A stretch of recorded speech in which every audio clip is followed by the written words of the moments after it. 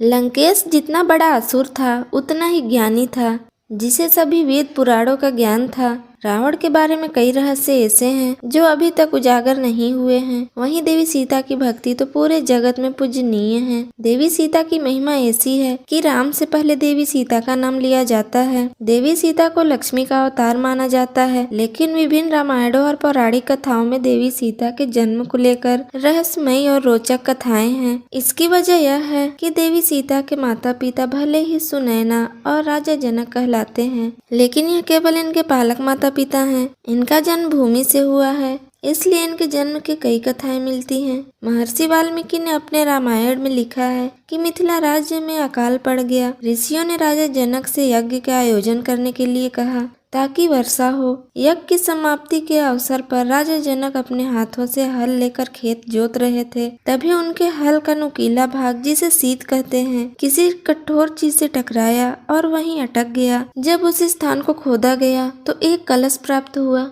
जिसमें एक सुंदर कन्या खेल रही थी। राजा जनक ने उस कन्या को कलश से निकाला और उस कन्या को अपनी पुत्री बनाकर अपने साथ ले गए। निसंतान सुनैना और जनक की संतान की इच्छा पूरी हुई। हल के सीत के टकराने से वह कलश मिला था जिससे सीता हुई थी, इसलिए कन्या का नाम सीता रखा गया।